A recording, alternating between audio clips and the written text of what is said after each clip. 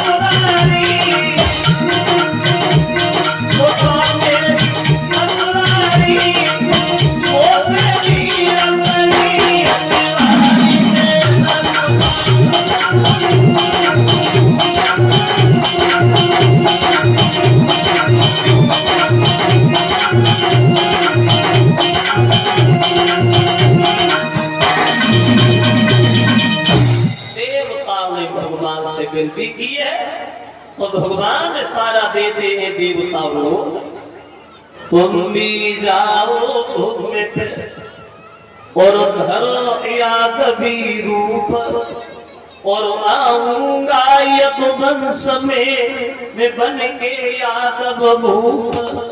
तो सब देवता लोग यदुवंश में अवतार लो, तो हम तुम्हारे राजा बन के आ रहे हैं। अब इधर देवता अवतरित होने लगे। अब आप कंस के घर में देखे थे, कंस के जो चाचा थे देवक, इन देवक के घर में इनके 7 लड़कियां थी, 7। और ये 7 लड़कियां वसुदेव को ही ब्याही नहीं थी। ये वसुदेव कौन थे? बोले वसुदेव सूरसेन के लड़का था। और ये वसुदेव 10 भाई थे। और ये वसुदेव जो थे ये बटेश्वर के पास एक सौरीपुर गांव के रहने वाले थे। और वसुदेव के जो चाचा हुए, चाचा के नंद हुए, नंद 9 भाई थे। नंद गोकुल में रहते। वसुदेव और नंद सगे चचेरे भाई थे। 6 बेटियों का विवाह वसुदेव से देवक ने कर दिया। छोटी बची है देवकी, जिस देवकी को कंस अपनी सब बहनों में से ज्यादा चाहता था, देवकी से ज्यादा प्यार करता था। तो एक दिन वसुदेव से बोला, भैया तुम्हारी आदत बहुत अच्छी है, इसलिए हमने सोचा कि हम इधर उधर लड़का कहां ढूंढने जाए। 6 बहनें ही तुम्हारे पास, एक और बच्ची है, उससे भी शादी कर लो, तुम्हारा क्या विचार है? वसुदेव बोले, हम क्यों मना करें, हम तैयार एकदम तैयार। पहले ये नियम नहीं था कि शादी एक ही करो, मन में अतिथि करो, जोले होए तोले करो, कोई प्रतिबंध नहीं। तो बोले तुम तो बारात ला। और देवकी से बोला, तुम्हारी शादी हमने वसुदेव से पक्की कर दी, लेकिन एक बात ध्यान रखना, इस मथुरा से जाकर के बटेश्वर में किसी से नहीं दबना, खबर न सकेगा। हम भगवान भोजराज कंस की बहने बटेश्वर से उठा लाऊंगा, मथुरा में जिंदा दबा दूंगा, लेकिन किसी को दुखी नहीं देखूंगा। हमारी आत्मा जाए कैसे?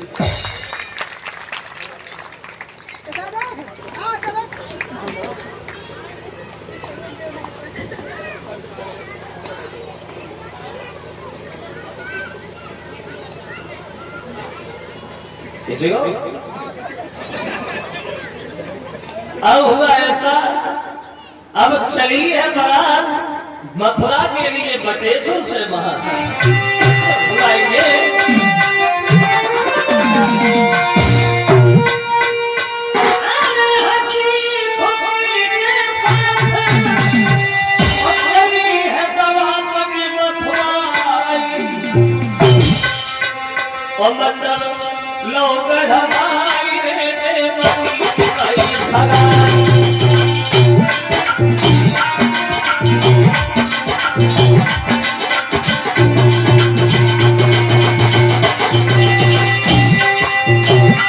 अब शादी नहीं देवकी की वसुदेव से,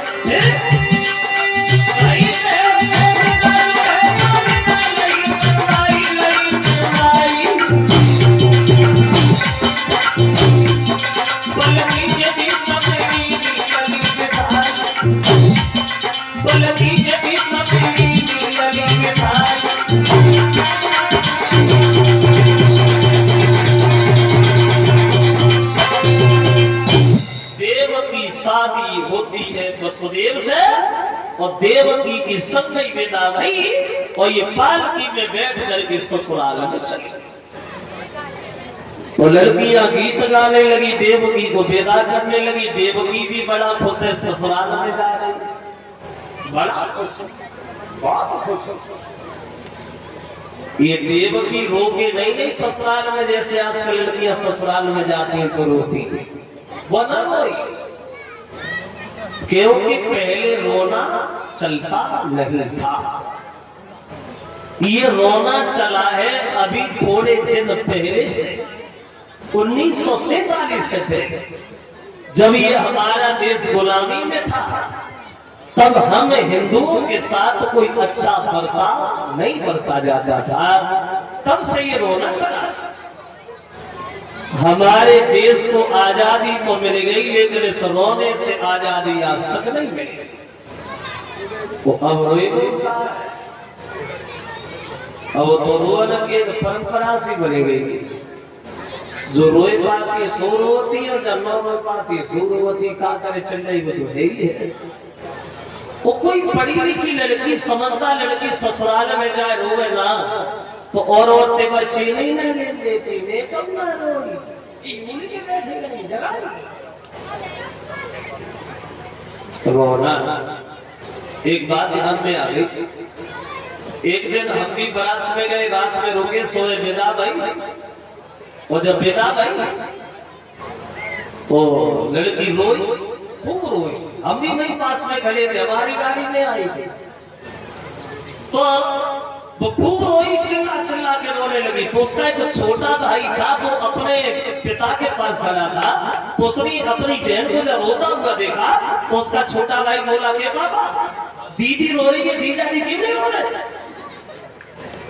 लड़का बोला पापा दीदी रो रही है, जीजा क्यों नहीं रो रहे? तो पापा बोले लला तेरी दीदी आज ही रो रही है, जीजा आज के बाद जिंदगी भर रो रही है। तो लड़कियां विदा कर रही, ये 100 रुपया भेजवा